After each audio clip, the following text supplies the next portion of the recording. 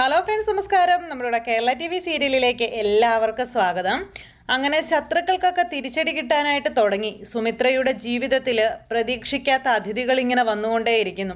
സുമിത്ര മരണപ്പെട്ടു എന്ന് പലരും പറഞ്ഞ് തെറ്റിദ്ധരിപ്പിച്ച് ഇത്രയും ദിവസം മുന്നോട്ട് കൊണ്ടുപോകാനായിട്ട് എല്ലാവർക്കും കഴിഞ്ഞു. പക്ഷേ ഇനി സുമിത്ര ജീവനോടെ ഇരിപ്പുണ്ടെന്ന് സിദ്ധാർത്ഥ അടക്കം എല്ലാവരും അറിയാൻ പോകുന്നു. അപ്പോൾ അവിടെ കളിച്ചവരാരൊക്കെ ആയിരുന്നാലും അവർക്കെല്ലാവർക്കും പണി കിട്ടാൻ പോകുക. രഞ്ജിതയായിട്ടും ദീപുവായിട്ടും എല്ലാവർക്കും നല്ല പണി തന്നെയാണ് കിട്ടാൻ പോകുന്നത്.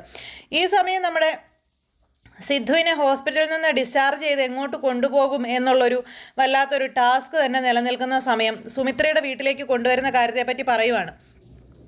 സുമിത്രയുടെ വീട്ടിലേക്ക് കൊണ്ടുവരുന്ന കാര്യം സുമിത്രയെ വിളിച്ചു പറഞ്ഞു കഴിഞ്ഞപ്പോഴത്തേക്കും പൂജയ്ക്കാണെങ്കിൽ അത് തീരെ താല്പര്യമില്ല. പൂജ അതിനെ എതിർത്തു. അദ്ദേഹത്തിന് ഇങ്ങോട്ടേക്ക് കൊണ്ടുവരാൻ ഒക്കുകയില്ല എന്ന് തന്നെ പൂജ അങ്ങ് പറഞ്ഞു.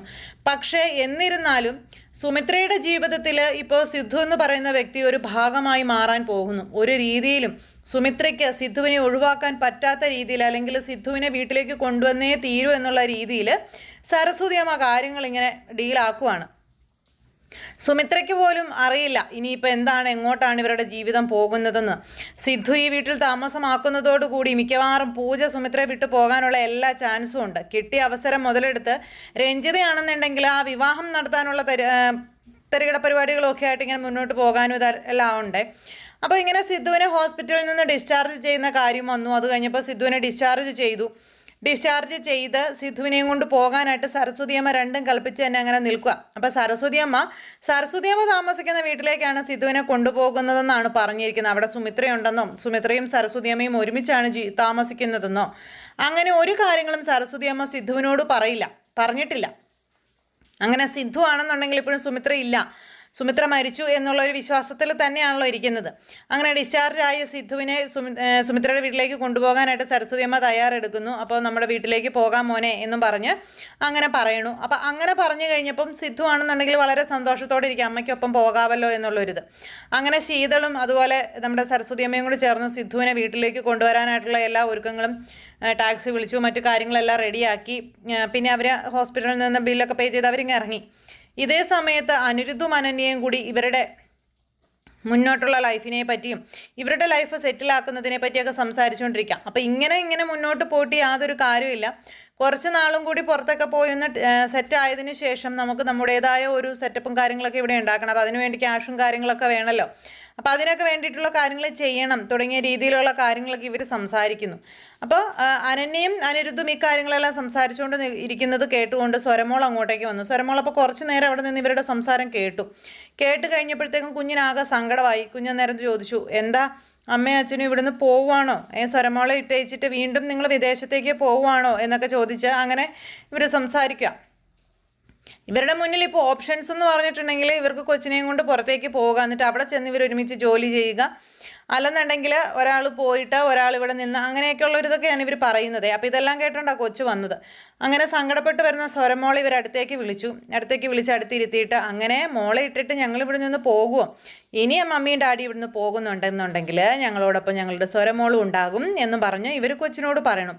അപ്പോൾ അത് കേട്ടപ്പോൾ കൊച്ചിന് ഭയങ്കര സന്തോഷമായി. സത്യമാണോ നിങ്ങൾ പറയണേ? എന്നെയും നിങ്ങളുടെ കൂടെ കൊണ്ടുപോകുമോ എന്നൊക്കെ ചോദിച്ച് കൊച്ചിങ്ങനെ ഭയങ്കര ഇതായിട്ട് ഇങ്ങനെ സംസാരിക്കാം.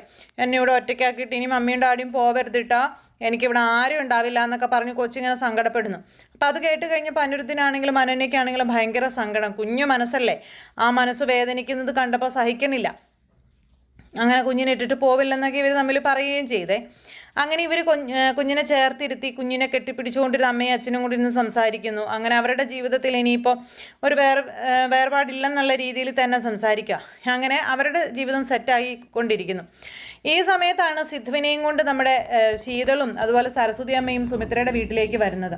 സുമിത്രയുടെ വീട്ടിലേക്ക് വന്നു. സിദ്ധു ഇങ്ങനെ വണ്ടിയിൽ നിന്ന് ഇറങ്ങി ചുറ്റുപാടൊക്കെ ഇങ്ങനെ നോക്കിക്കൊണ്ട് ഇങ്ങനെ നിൽക്കുന്നു. ശീതൾ അടുത്തുണ്ട്.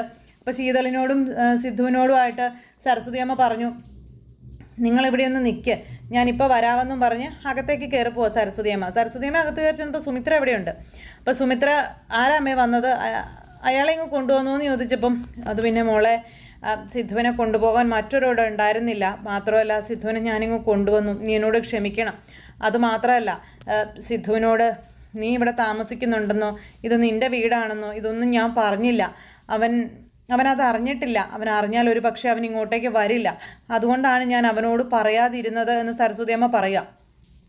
അപ്പം നീ എന്നോട് ക്ഷമിക്കണം, നീ തന്നെ അവനെ ഇങ്ങോട്ട് ക്ഷണിക്കണം, വീട്ടിലോട്ട് കയറ്റണം എന്നൊക്കെ പറഞ്ഞുകൊണ്ട് സരസ്വതി അമ്മ സുമിത്രയുടെ കാല് പിടിക്കുന്നത് പോലെ അപേക്ഷിച്ച് സംസാരിക്കുക കേട്ടോ. അപ്പോൾ ഈ സരസ്വതി അമ്മ ഇങ്ങനെ ഒരു പരിധി കൂടുതൽ പറയുന്നത് കേട്ട് കഴിഞ്ഞപ്പോഴത്തേക്കും സുമിത്രയ്ക്ക് പണ്ടേ ഒരു മനസ്സലിവിൻ്റെ ഒരു ടെൻഡൻസി ഉള്ളത് കൊണ്ട് ഇത്തവണയും അത് അതുപോലെ തന്നെ സംഭവിക്കണം. സരസ്വതി അമ്മ സുമിത്രയുടെ കാല് പിടിച്ചില്ലെന്നേ ഉള്ളൂ, അങ്ങനെ കാല് വീണ് സംസാരിക്കുന്ന രീതിയിൽ തന്നെ സംസാരിച്ചു. അപ്പോൾ ഒരു രീതിയിലും സുമിത്രയ്ക്ക് അത് എതിർക്കാനോ അല്ലെങ്കിൽ ചേർത്ത് നിൽക്കാനോ പറ്റിയില്ല. സുമിത്ര ഒന്നും മിണ്ടിയില്ല. അപ്പോൾ സിദ്ധുവിന് പോകാൻ വേറൊരു പോക്കടം ഇല്ല എന്നുള്ള കാര്യം തറപ്പിച്ചു പറഞ്ഞു. അപ്പോൾ സുമിത്രയാണെന്നുണ്ടെങ്കിൽ അതൊക്കെ കേട്ട് ഇങ്ങനെ നിൽക്കുവാണ്. അത് കഴിഞ്ഞിട്ട് പിന്നെ സുമിത്ര അങ്ങനെ വയ്യാതെ വന്ന ഒരാളല്ലേ, ഹോസ്പിറ്റലൈസ്ഡ് ആയിട്ട് അത്രയും പ്രശ്നമായിട്ടൊക്കെ അവിടെ നിന്ന് ഡിസ്ചാർജ് ചെയ്ത് വന്ന ഒരാളല്ലേ. അപ്പോൾ അദ്ദേഹത്തിനെ പെരുവഴിയിൽ തള്ളുന്നത് ശരിയല്ലല്ലോ. അതുകൊണ്ട് തന്നെ സുമിത്ര മനസാക്ഷി വിചാരിച്ച് സിദ്ധുവിനെ വീട്ടിൽ കയറ്റാൻ തീരുമാനിച്ചു. എന്നിട്ട് ആരതിയൊക്കെ ആയിട്ട് സരസ്വതി അമ്മ പറഞ്ഞിട്ട് ആരതിയൊക്കെ ആയിട്ട് സിദ്ധുവിൻ്റെ അടുത്തേക്ക് ചെല്ലുക. അപ്പോഴും സിദ്ധു സ്വപ്നത്തിൽ പോലും വിചാരിക്കുന്നില്ല സുമിത്ര അവിടെ ഉണ്ടെന്നോ അല്ലെങ്കിൽ സുമിത്രയുടെ വീടാണ് അത് എന്നുള്ളതൊന്നും. അങ്ങനെ വണ്ടിയിൽ ചാരി നിന്ന് ചുറ്റിനുള്ള കാഴ്ചകളും കാര്യങ്ങളും ഒക്കെ കണ്ടുകൊണ്ട് നമ്മുടെ സിദ്ധു ഇങ്ങനെ നിൽക്കുന്നു. ഈ സമയത്താണ് സരസ്വതി അമ്മയും സുമിത്രയും കൂടെ അകത്തുനിന്ന് ഇറങ്ങി വരുന്നത്. ആരതിത്തട്ടൊക്കെ പിടിച്ച് ഇറങ്ങി വരുന്ന നമ്മുടെ സുമിത്രയെ കണ്ടു കഴിഞ്ഞപ്പോഴേക്കും ഞെട്ടി വിറച്ചിങ്ങനെ നോക്കി നിൽക്കുവാണ് സിദ്ധു, കണ്ണൊക്കെ മിഴിച്ചിങ്ങനെ. കാരണം മരിച്ചുപോയ സുമിത്ര ജീവനോടെ തൻ്റെ മുന്നിൽ ആരതിയായിട്ടൊക്കെ നിൽക്കുന്നു. ഇതൊരിക്കലും വിശ്വസിക്കാൻ സിദ്ധുവിന് കഴിയണില്ല. സുമിത്രയെ കണ്ടപ്പോഴത്തേക്കും സിദ്ധുവിൻ്റെ ഭാവം മാറി, മുഖം മാറി, അതുപോലെ പ്രതികരണം മാറി. കരഞ്ഞുകൊണ്ട് സിദ്ധുവിൻ്റെ കണ്ണിൽ നിന്ന് സന്തോഷം കൊണ്ട് കണ്ണുനീര് വരെ വരാൻ തുടങ്ങി. സുമിത്രേ, നീയോ, നിൻ്റെ വീടായിരുന്നോ ഇത് എന്നൊക്കെ ചോദിച്ച് സിദ്ധു ഇങ്ങനെ ചോദിക്കുന്നുണ്ടേ. അപ്പോൾ ഞാൻ വന്നിറങ്ങിയതിന് ശേഷം ഒരുപാട് പേരോട് നിന്നെക്കുറിച്ച് അന്വേഷിച്ചു. എല്ലാവരും എന്നോട് നീ മരിച്ചു പോയെന്നാണ് പറഞ്ഞത്. എന്തിനാ എല്ലാവരും എന്നോട് അങ്ങനെ പറഞ്ഞത്? നീ മരിച്ചു പോയെന്ന് എന്തിനു വേണ്ടി എല്ലാവരും എന്നോട് പറഞ്ഞത്? എല്ലാവരും എന്നെ പറഞ്ഞു പറ്റിച്ചു, എല്ലാവരും എന്നെ പറഞ്ഞു ചതിച്ചു. ഞാൻ പലരുടെയും വീടുകളിലൂടെ കയറി ഇറങ്ങി നിന്നെക്കുറിച്ച് അന്വേഷിച്ചു. അപ്പോൾ ഇതൊക്കെ കേട്ടപ്പോഴും സുമിത്രയ്ക്ക് ചിരിയാ. സുമിത്ര ഇതെല്ലാം ചിരിച്ചുകൊണ്ട് നിന്ന് കേൾക്കുന്നു.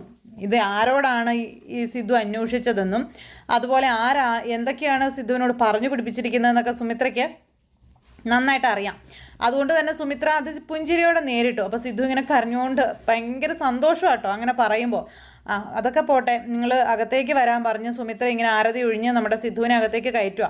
എന്തായാലും ഇനിയിപ്പോൾ സുമിത്രയും അതുപോലെ സിദ്ധുവും ചേർന്ന് ഒരു കൂരയ്ക്ക് കീഴെ താമസിക്കുമ്പോൾ പുതിയ പുതിയ പ്രശ്നങ്ങളും പുതിയ പുതിയ പ്രതിസന്ധികളും ഒക്കെ ഇനി സുമിത്ര നേരിടേണ്ടി വരും. മകളായിട്ടും അതുപോലെ തന്നെ രഞ്ജിതയായിട്ടും ഒക്കെ. ഈ കോടാനുകോടി കണക്കിന് സ്വത്തുക്കളെല്ലാം പൂജയുടെ പേർക്കായതുകൊണ്ട് എങ്ങനെയെങ്കിലും സുമിത്രയിൽ നിന്നും പൂജയെ തട്ടിയെടുക്കുക എന്നുള്ള ലക്ഷ്യം വെച്ച് നടക്കുന്ന രഞ്ജിതയൊക്കെ ഇനി കളി ഇറക്കാൻ പോകുന്നതേ ഉള്ളൂ. അങ്ങനെ സുമിത്രയും സിദ്ധുവും ഒന്നിക്കുന്നു. ഇതൊക്കെ കണ്ട് സന്തോഷത്തോടെ നിൽക്കുകയാണ് നമ്മുടെ സരസ്വതി അമ്മയും അതുപോലെ ശീതളും ഒക്കെ. അപ്പോൾ അങ്ങനെയൊക്കെയുള്ളൊരു സിറ്റുവേഷനും കാര്യങ്ങളൊക്കെ കൂട്ടിയിണക്കിക്കൊണ്ടാണ് അടിപൊളി എപ്പിസോഡായിട്ട് നമ്മുടെ കഥ വരുന്നത്. അപ്പോൾ എല്ലാവരും കാത്തിരുന്ന് കാണുക. എല്ലാവർക്കും നല്ലൊരു ദിവസം ആശംസിക്കുന്നു. എല്ലാവരുടെയും സപ്പോർട്ടിനും സ്നേഹത്തിനും ഒത്തിരി ഒത്തിരി നന്ദി അറിയിക്കുന്നു. അടുത്ത സൂപ്പർ ഹിറ്റ് കഥയുമായി കാണുന്നത് വരെ എല്ലാവർക്കും നന്ദി.